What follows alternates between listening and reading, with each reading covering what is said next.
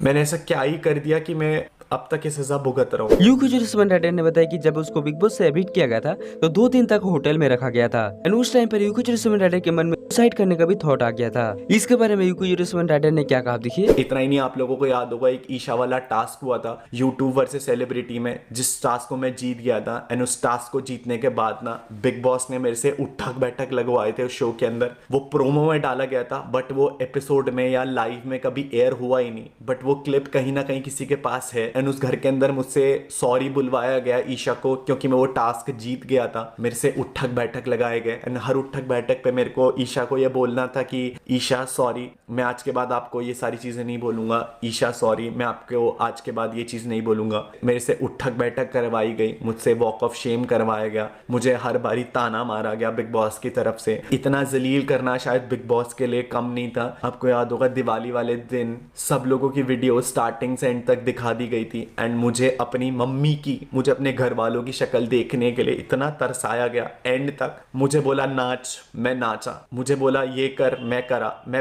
मैं सब कुछ करने के लिए तैयार था, बस अपने घर वालों की एक वीडियो देखने के लिए। मैंने हर एक टास्क, मेरे को ये बोला गया था कि अगर तुम ये टास्क जीत जाते हो ना तो तुम्हें तुम्हारे घर वालों की वीडियो दिखा दी जाएगी। मैं जिंदगी में ना कभी नाचा भी नहीं हूंगा, बट फिर भी मैंने अपने हाथ पैर फेंकने शुरू कर दिए थे नेशनल टेलीविजन पर, जो कि मुझे पता था कि मेरी इंसल्ट होने वाली है। बट फिर भी मैंने अपनी माँ बाप की एक वीडियो देखने के लिए ना वो सब कुछ करा जो मैं बस करना चाहता था वहां पर। मैं बस अपने माँ बाप को देखना चाहता था। मैंने उस टाइम ये नहीं सोचा कि बाहर की दुनिया में लोग मेरा मजाक बनाएंगे। उस पॉइंट पर मैं बस अपने माँ बाप की वो एक झलक देखना चाहता था। मैं नेशनल टेलीविजन पर एक मीम बन के रह गया, बट मैं अपने हाथ पैर केवल इसलिए फेंक रहा था कि मुझे अपने माँ बाप की एक झलक दिख जाए। मैं जब बाहर आ रहा था ना तो मेरे दिमाग में ना सबसे पहला थॉट यही चल रहा था कि क्योंकि मुझे बाहर कुछ भी नहीं पता था क्या चल रहा है। तो मैंने एक पॉइंट पर, तो मेरे को जब होटल में आकर के रखा गया ना, तो उस होटल में आकर के मेरे को 2 दिन तक मेरे घर वालों से कोई कांटेक्ट नहीं करने दिया गया। शो खत्म हो चुका था बट उसके बाद भी मुझे ये चीज हो रही थी कि यार ये कितना टॉर्चर कर रहे हैं मेरे से। मैं ऑलरेडी 3 महीने की ऐसी जगह बिता करके आया था जहां मेरी दुनिया से कोई कांटेक्ट नहीं था, जहां मेरा माँ बाप से कोई कांटेक्ट नहीं था,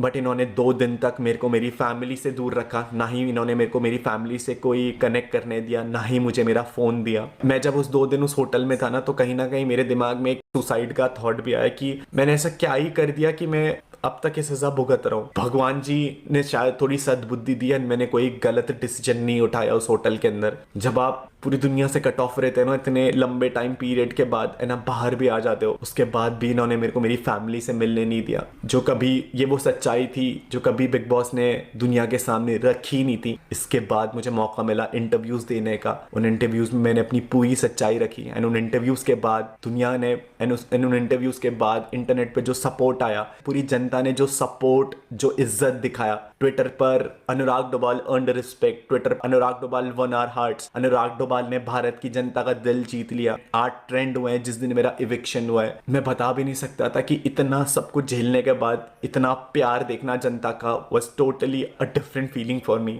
मैं कहीं ना कहीं वो ट्रॉफी हार चुका था, बट आज मैंने जनता के सामने वो इज्जत, वो प्यार कमा लिया था जो शायद वो ट्रॉफी मुझे कभी कमा करके नहीं दे सकती थी।